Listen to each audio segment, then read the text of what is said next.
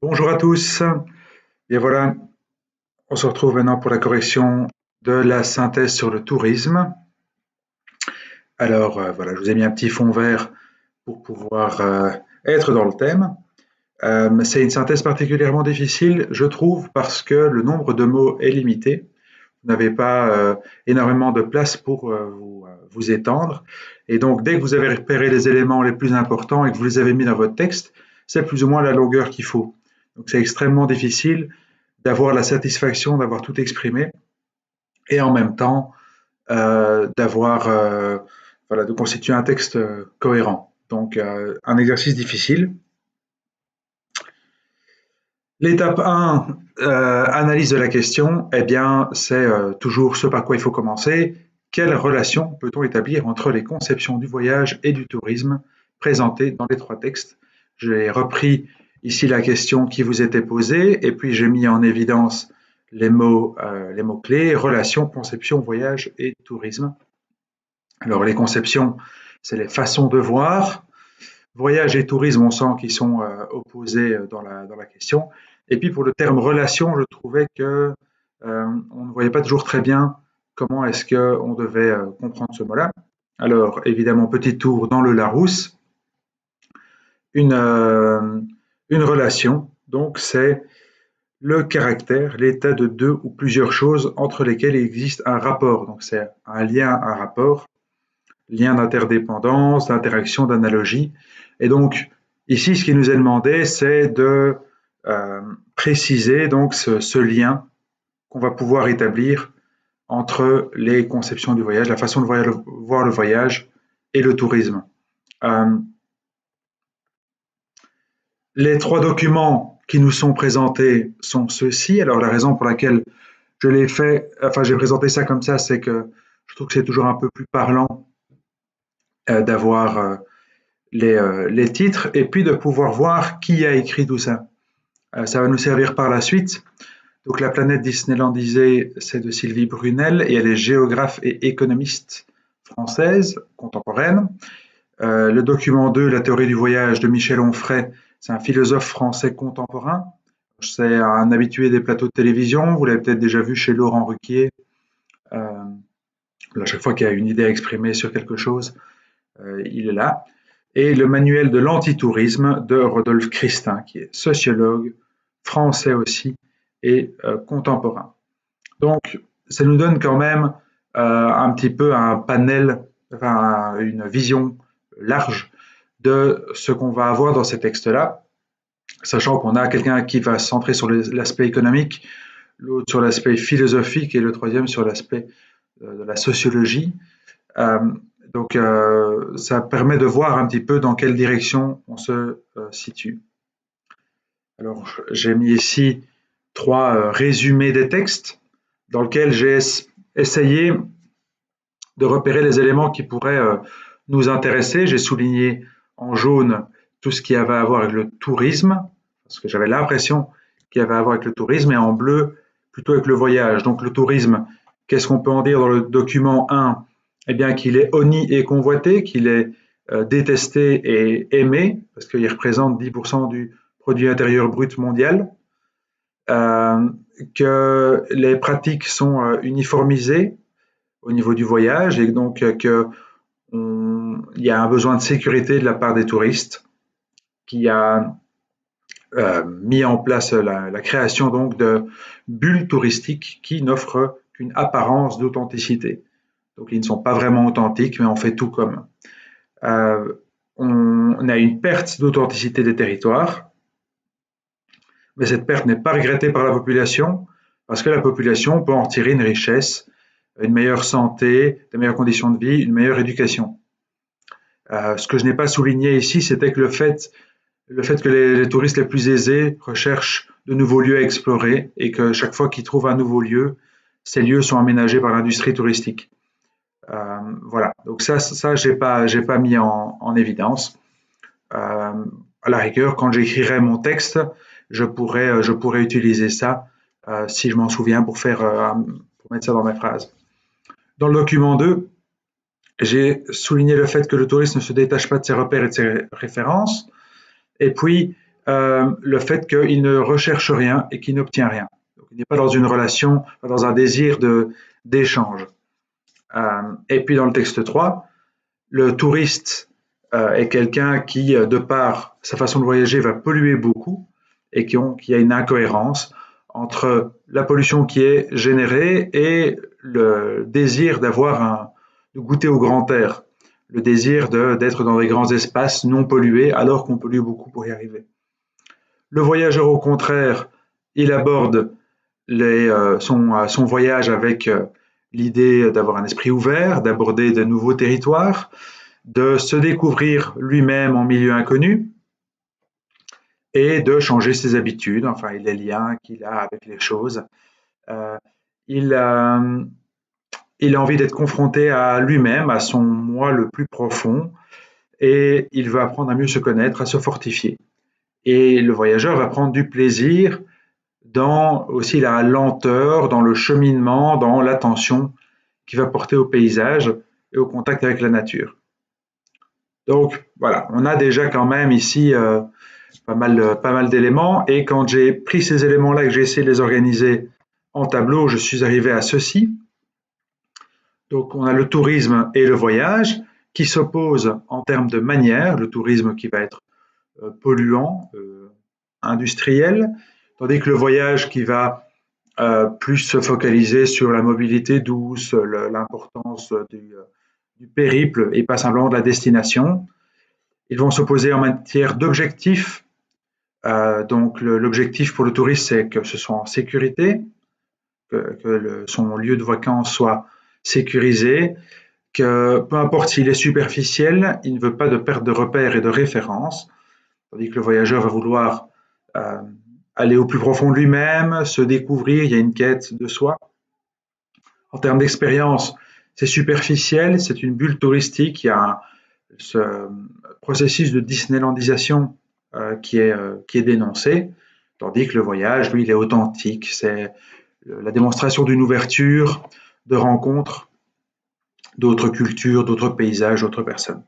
Alors, je vous l'indique quand même, au début, je m'étais dit que j'allais faire une partie aussi sur la population locale parce que, eh bien, on dit qu'il y a des retombées économiques positives pour la population locale, mais je n'ai rien retrouvé dans voyage. On ne dit rien au niveau de la population locale pour le voyage.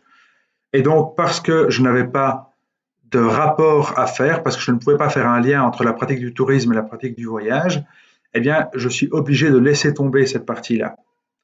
Euh, voilà, et c'est là un petit peu la même chose aussi pour les touristes riches qui cherchent à être dépaysés, et puis dès qu'il y a trop de monde qui vient, eh bien, ils cherchent un autre endroit. J'ai pas trouvé un lien à faire avec la pratique du voyage, et donc cet aspect-là, j'ai dû le laisser tomber aussi. C'est important d'avoir en tête la question pour pouvoir faire son plan de texte le plus efficacement possible. Et donc j'en viens à mon premier paragraphe. J'ai rechangé un petit peu. Je me disais que commencer mon texte avec la manière, eh bien, c'était peut-être pas le plus le plus intéressant. Donc j'ai voulu commencer par objectif plutôt. Donc le premier paragraphe, la première opposition concerne l'objectif du périple. Alors périple, c'est un synonyme de voyage, mais je ne peux pas utiliser le mot voyage parce que voyage dans le texte est opposé à tourisme. Et donc il a fallu que je cherche des synonymes à voyage, tourisme, déplacement. Donc j'ai trouvé ici périple. N'hésitez pas à utiliser votre dictionnaire pour ça aussi.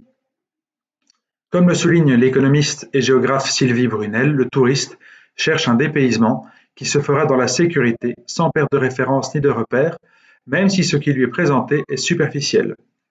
Au contraire, comme le précise Michel Onfray, philosophe, et Rodolphe Christin, sociologue, le voyageur voit dans son voyage l'occasion d'effectuer une quête en lui-même. J'ai profité du premier paragraphe pour présenter les différents auteurs des textes que j'ai lus, et ça me permet aussi de démontrer que j'ai été chercher des informations dans tous les textes, parce que dans la grille d'évaluation, c'est un des critères qui revient. Donc, c'est important que je précise que j'ai tout lu et que j'aille chercher partout. Et ça permet aussi de préciser un petit peu qui ils sont. Je trouve ça pas mal de faire ça comme ça. Donc, en termes d'objectifs, le voyage et le tourisme sont opposés. En termes d'expérience, paragraphe 2, les auteurs opposent aussi les expériences qui seront vécues. Les destinations préférées par le touriste auront de fortes chances d'être disneylandisées. Ce terme, inventé par Sylvie Brunel, évoque la transformation des lieux afin de subvenir aux besoins d'un tourisme de masse, mais en perdant leur caractère authentique et en les transformant en bulles touristiques. Le voyageur, au contraire, recherche l'authentique, les rencontres et l'ouverture aux autres. Vous voyez ici dans mes 2 premiers paragraphes que j'ai essentiellement fait un lien entre les paragraphes avec la première phrase, pas tellement avec la fin, essentiellement avec la première phrase. Je pourrais le faire aussi avec la fin, c'est pas un problème. Mais ici, je l'ai fait essentiellement avec la première phrase. C'est aussi parce que je suis limité en termes de mots. Si j'avais beaucoup plus de mots à ma disposition, à ce moment-là, je peux soigner, faire des transitions un petit peu plus harmonieuses. Ici, je suis limité au strict minimum. Paragraphe 3, la manière. Enfin, les auteurs opposent aussi les 2 termes sur la manière d'effectuer ces vacances. Sylvie Brunel et Rodolphe Christin décrivent le tourisme comme très polluant. Voyage en avion, focalisation sur la destination et industrie énergivore sont les leitmotifs de cette façon de passer ses vacances. Michel Onfray et Rodolphe Christin proposent à la place une façon de voyager plus douce, à vélo, à cheval, en bateau, à pied, moins polluante et plus centrée sur le cheminement que sur la destination. Voilà pour la troisième, le troisième axe de comparaison. À chaque fois ici, j'essaye de mettre le nom des auteurs plutôt que dans le texte 1, dans le texte 2, dans le texte 3. J'ai aussi utilisé l'occasion de présenter 2 auteurs ensemble pour dire que j'avais trouvé une similitude dans leur texte. C'est pas mal. Aussi, ça permet de voir que vous avez fait des liens. Pour le prof, c'est important de voir que vous avez fait des liens entre les différentes choses. Maintenant que j'ai fait mes 3 paragraphes, je vais pouvoir faire mon introduction. À l'aide d'un portefeuille de texte, il nous est demandé de mettre en évidence la relation que l'on peut établir entre les conceptions de 3 auteurs contemporains à propos du voyage et du tourisme. Là, vous remarquez que j'ai simplement reformulé, légèrement d'ailleurs, très légèrement, reformulé la question de la synthèse. Suite à leur lecture, il apparaît que ces 3 auteurs conçoivent le tourisme et le voyage à l'opposé l'un de l'autre. Donc ici, j'avance déjà un petit peu dans ma synthèse quand je dis qu'ils conçoivent le tourisme et le voyage à l'opposé l'un de l'autre, mais en fin de compte, ça va me permettre dans mes paragraphes simplement de montrer les différents types d'opposition. Et donc, ça me permet déjà d'avancer un petit peu dans mon travail et d'économiser des mots. Et c'est une façon comme une autre de le faire. Il est important ici, et c'est là toute la complexité, parce que vous avez vu que tous les textes vont dans le même sens, il n'y a pas un texte qui a un avis opposé, eh bien, il est extrêmement difficile de formuler ses paragraphes, son introduction, sa conclusion, en donnant l'impression que vous êtes neutre. Donc ça reste évidemment un élément important, la neutralité. Donc ça, il faut y prêter extrêmement attention. Et c'est ce que j'essaye de faire ici, ce que j'ai essayé de faire dans les paragraphes précédents aussi.